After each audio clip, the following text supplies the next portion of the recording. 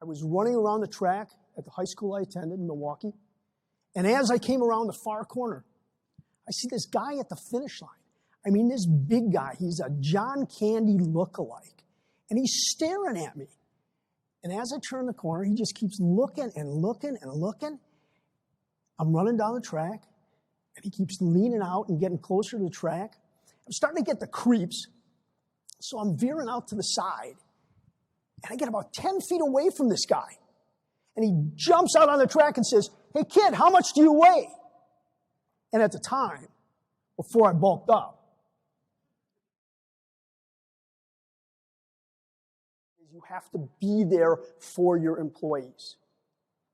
Your employees are going to show up, and they're going to say, "I've got an issue." And you've got to be there. You've got to listen. 20% of your employees at any given time have something going on in their work life that prevents them from optimally performing on the job. 20%. Think about that. I mean, what are some of the things that, daughter's pregnant, son's in a gang, daughter's pregnant and in a gang, who knows? When you're there for them and you work through issues with them, they come back and what do? They talk.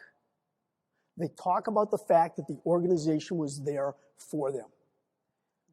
50% of the people out there are not engaged. This Gallup runs this poll all the time. 17% are actively disengaged. They're fighting the organization. The plus side to numbers like that is we've got nowhere to go but up. But if you're there for your employees, you listen when they come in, they think, you know what, this organization cares enough about me, maybe I should care about the organization.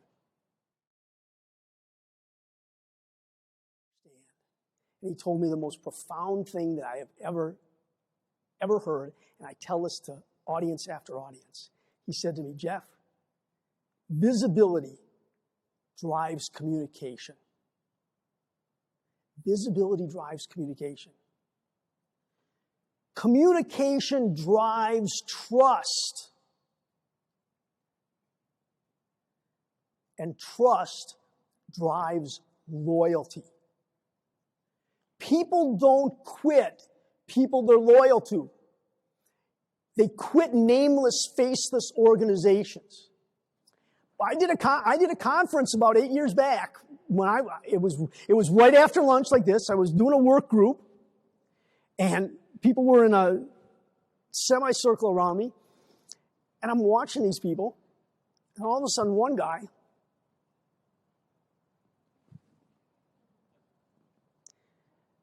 and then another guy, and then all of a sudden one guy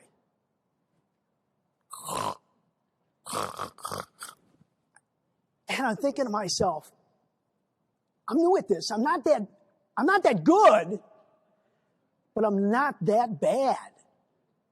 And then it dawns on me, I'm at a narcolepsy convention. Really, I was at a narcolepsy convention. I was speaking to a group of narcoleptics. It happens that my oldest son is a narcoleptic, and because of my background in human resources, they wanted me to come in and talk about, do you disclose under the Americans with Disabilities Act and all one of these technical topics. No wonder they went to sleep. But yeah, when someone is snoring, you know that they're not listening. My deep, dark past, I was an interrogator in the United States Army. And when I was going through interrogation training, I was failing miserably. The instructor brought me in after one of my mock interrogations, said, "Jeff, sit down." And I'm thinking to myself, this is the end of the road. You notice I've had that happen to me a lot.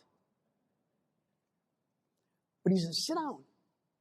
And he said, "That was the worst interrogation I've ever seen." He says, "What are you doing?" And I said, "Well, I thought I did this right." And he says, "Man," he says, "you were horrible." He says, "And you're better than this." Only a fraction of the people in the Army qualify to be in this MOS. We pick a handful of them. There are 24 people in this class, and 12 will not graduate.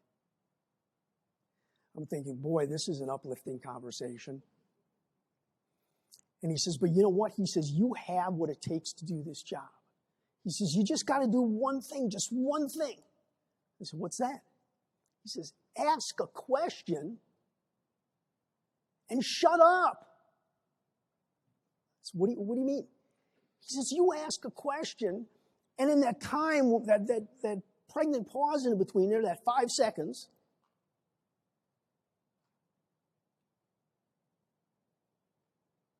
it seems like forever. He says, you start talking. He says, just ask a question and then shut up. I said, that's it? He says, for now. And he gets up, starts walking out the door, turns around and says, you can do this. You're better than what you're doing.